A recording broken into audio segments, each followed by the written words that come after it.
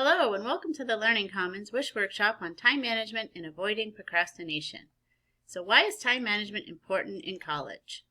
Busy college students often face competing demands such as working, studying, tending to family life, socializing, sleeping, eating, and so forth. If you can manage your time, you can find a healthy balance between academics and outside activities. If you can manage your time well, you will eliminate stress factors and last-minute cramming, all of which never end well. Keep in mind that time management is a lifelong skill, so anticipate that you will need to alter strategies as your priorities shift over time. Let's take a look at a sample full-time course schedule for a student taking 5 classes or 13 credits.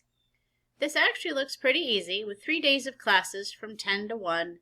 Tuesdays are a little longer, going until 3 with a break in there.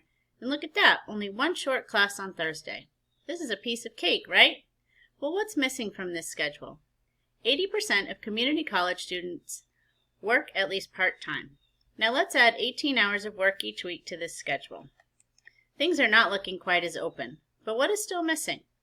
Students need to schedule time to study or do homework, relax, socialize, sleep, and eat. Once we fill in some of those tasks for this student, the schedule looks very busy. Suddenly, this schedule is not so easy breezy. Let's look at some numbers to help us understand. It is recommended that full-time college students work no more than 15 to 20 hours per week. For every 1 hour spent in class, a student should study 2 to 3 hours outside of class. 4 classes equals roughly 24 to 36 hours per week of outside study time. This is almost a full-time job alone without even working yet.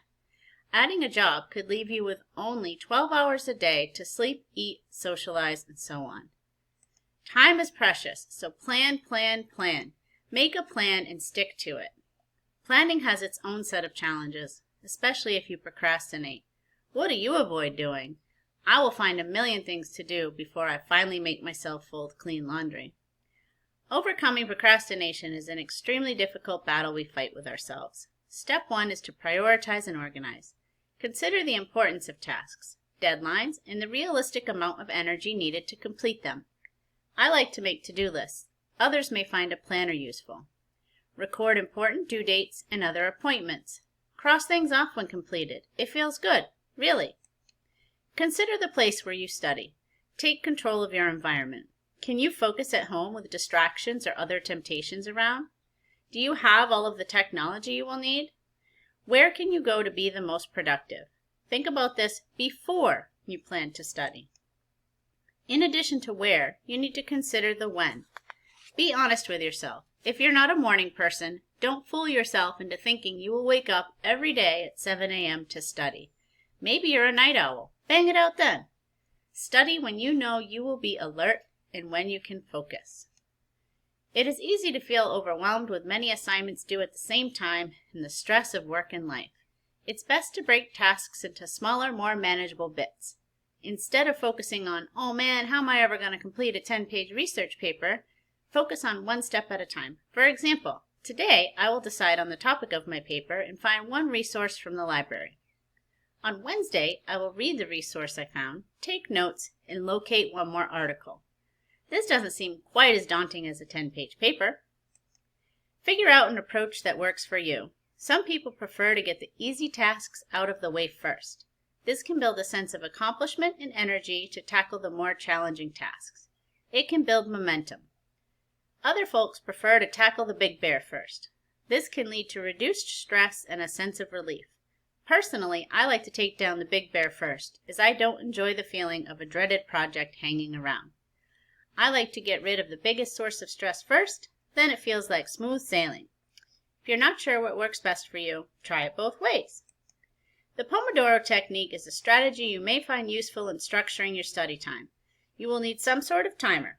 Work for 25 minutes on your task, take a 5-minute break, called the Pomodoro, and work for 25 more minutes. After 4 sets of this, take a longer break of 15 to 20 minutes.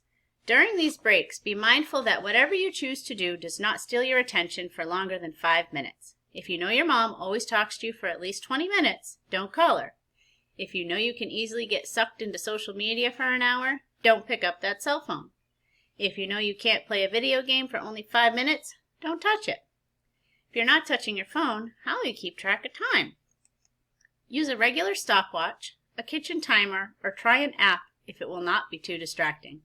iPhone users can check out Focus Keeper, and Android users can try Pomodoro Timer Lite.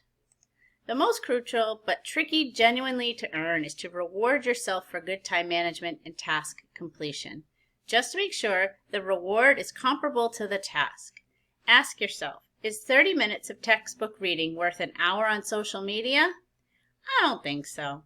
But really, celebrate your success so you don't resent your time well spent. Eat a good meal, play on your phone, exercise, or connect with friends.